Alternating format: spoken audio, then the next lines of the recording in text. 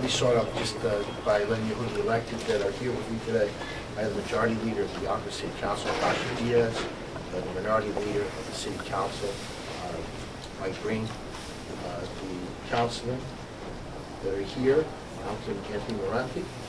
We also have Councilman John Rudo that are with us, Police Commissioner Christopher Sapienza, who you'll hear from momentarily. This is a really sad day for us here in our wonderful city of Yonkers. You know, Yonkers is the third largest city in the state, but we're still a city that's small enough where you can still reach out and touch everyone. 211,000 people in the city. We all know each other. We all very often related to each other, but it's a very close-knit community. And yesterday, we lost someone who was a friend, a sergeant, a decorated officer, a good family man, head of just a prestigious unit in traffic, somebody that is very, very well respected by the police officers of this department, by the community that he serves, by all of us here today. We offer our condolences to his wife Lisa, to his children, Emily and Mark. And we know that today, like you said, we mourn the loss of a sergeant in our ranks. We also know that there is a 60-year-old who's fighting for his life right now, who ought not have been on the road. But that's not for today's discussion. With that, again, I want to say thank you to those who were available to the Yonkers Police Department last night. New York City, as always, and YPD did an incredible job for us. State Police, Westchester County Police, thank you to them for stepping in, doing the things that they did. There will be others that we can thank, the Commissioner will thank, but as usual, law enforcement coalesced behind the families and behind the people of this department, as they always do. And we want to say thank you for their support and their efforts. It was a long night last night. It was a sad night. But like I said, we'll mourn the loss of this officer. Let me turn it over for details to the Commissioner.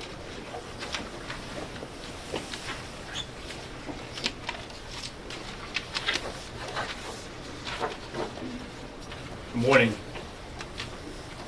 Yesterday we lost a great friend and a great cop, Sergeant Frank Gualdino. Frank was the victim of a horrible motor vehicle accident that occurred yesterday at approximately 3:30 p.m. on Tuckahoe Road in Yonkers.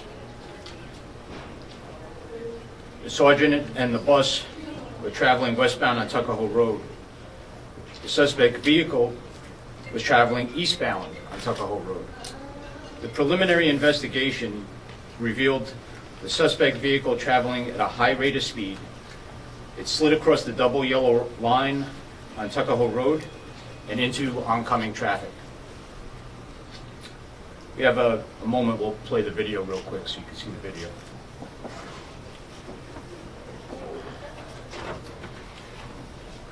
Sergeant Frank Gualdino was 53 years old.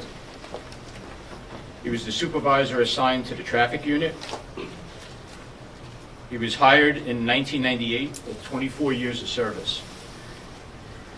He's survived by his wife Lisa, his daughter Emily, and his son Mark. He was due to retire this August in 9 months. He was recently acknowledged for saving the life of a 3-year-old child while on a funeral detail only a month or so ago. Frank was a great guy. He was a personal friend. He was an asset to this job. He was a credit to this job, and he was a credit to the community. And this is a tragic, tragic loss for us. Anyone has any questions, try to answer them. The driver, the suspect, driving at a high rate of speed, what is it, alcohol, medical incident, what are we looking at? We're still conducting a thorough investigation as to every factor, but right now I can tell you that it looks like basically reckless driving. You have a 16-year-old with a learner's permit without a driver's license, driving at an extreme high rate of speed in a very fast car. He was in a BMW M5, which is an extremely fast sports car that he apparently couldn't handle. As you can see in the video, he loses control of that vehicle and then slams into the other two vehicles. Again, there might be other factors involved, and we're going to investigate everything, but it seems the video is pretty foretelling. He was alone in the car, sir? He was alone in the car. Did he go stolen? No, we do not believe the car is stolen. So do we know who owns the car, and is there a relation to the 16-year-old? I'm sorry? Do we know who owns the vehicle, and is there a relation to the 16-year-old? Joe, you want to? We do. We know who owns the vehicle, spoken to that person as well. And are they connected to the 16-year-old? Are they related? They are. They are. And where do they live? Are they in They're Yonkers? residents of the city of Yonkers. Including the 16-year-old? Yes. Yes. Has the 16-year-old ever been stopped before with a learner's permit? This is an ongoing investigation, so we don't want to get into criminal history or any previous vehicle and traffic violations until we gather all our facts. First, a logistic sort of question. Can you spell the sergeant's last name, please? And then a quick follow-up.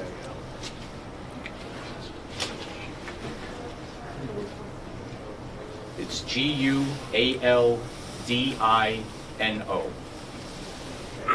And just tell us how, just tell us, just clearly, and it was first said by you at the beginning, it's a tight-knit community, it's a city, but everyone kind of knows one another. Talk about the emotion that's going through the department right now, if you don't mind. Well, here in Yonkers, we have approximately 620 officers. We're family. We all know each other, and we all know Frank. Frank is a close friend, and he's a cop's cop. This is the most horrible loss that we've sustained. What city is Sergeant Gualdino I'm sorry? resident of? What city is he a resident of? We're not going to give his home address right now. Was he on his way to work, on his way home from work? Because it was an unmarked vehicle, so. No, he was on duty at the time this occurred in an unmarked vehicle. And he just happened to be driving on that road, just, Yes. Is it fair to say he would have been out there patrolling and looking for someone like this, speeding? He wouldn't be patrolling specifically. Frank was a traffic unit supervisor. More than likely, he was out checking posts and looking out for the various units that were out. I've been told he was a very caring individual. Can you give me an example of just how he looked out for members of the department, maybe yourself, something that comes to mind? It's insurmountable. Frank is the go-to guy. You know, a lot of times the traffic unit conducts funeral details, and when you lose someone close in your family, Frank's guys are on scene. They're the ones who are helping you out during some of your most difficult times. And they're the face of this department. The traffic unit is an elite unit, and they're the ones you see out on the side of the road looking sharp, again, going after people that are breaking the law and violating vehicle and traffic law. And they're a caring and great bunch. Like I just noted, he saved a 3-year-old boy's life in October. You know, during one of these funeral details, the 3-year-old boy became unconscious, and he broke off from the funeral detail and rushed this kid to the hospital and saved his life. That's the kind of guy Frank was. Multiple families are devastated. What is the condition of the of the boy that is in the hospital? Do we know his condition? He's in critical condition this time. that's the driver of the truck? I mean, the oh, the 16-year, I thought you said earlier 60. 16. 16 years old. Okay, So you so that's- have a 16-year-old Got it. unlicensed driver in a fast sports car. Somehow this kid became weaponized in a sports car. You know, this isn't a routine traffic accident. This isn't comparable negligence where maybe our sergeant was doing something he shouldn't have been doing. This is a 16-year-old kid driving recklessly, and as a result, someone has died. Did he blow through a red light? No, not that we were aware of. Can you describe what Tuckahoe Road is? I've heard it described as an artery. It's very congested. Can you describe the conditions of that road? Sure. So Tuckahoe Road, most of our east to west crossings, you know, get congested during rush hour. So there's not a lot of room to maneuver normally during rush hour. So if you see most of the time, around that time, it's bumper to bumper traffic. So this is someone darting around, you know, finding that one opening where, you know, you could gun the gas pedal and get around traffic, or somehow, you know, cut someone off or squeeze through somewhere. So it's almost difficult to get into that kind of trouble driving on that road. Now, Yonkers, we have cameras everywhere. Have you followed the cameras that led to that point and see if he was speeding through the blocks? Yes, we're gonna look at all camera footage from the businesses, from other vehicles, from the bus, and we're putting together a very, very good picture of what happened. It's important to note the video that you watched is showing a segment of what we've seen and what we know already. Where was that video from? A camera on the bus, or was that from? It was from a citizen's vehicle. Oh. It was actually driving on the road. Was Sergeant Gualdino part of the motorcycle unit as well? Yes, the traffic unit is the motorcycle unit. So he would sometimes ride representing Yonkers at various police funerals and Yes. funerals of other first responders? Yes. Okay.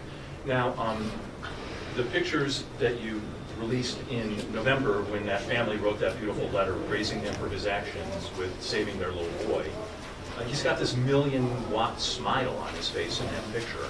And the pictures from when Mayor Spano supervised the promotion in 2019, he's got this huge smile on his face. Was that Frank Gualdino? That was very much Frank Gualdino. And again, this is someone that we all know and someone that we all love. And this is a tragic, tragic loss for us. Would you be able to release those pictures again for whatever outlets don't have those pictures? Thank you. Oh, any funeral plan, I know it's soon, but any plans for a funeral that regarding Sergeant Gualdino?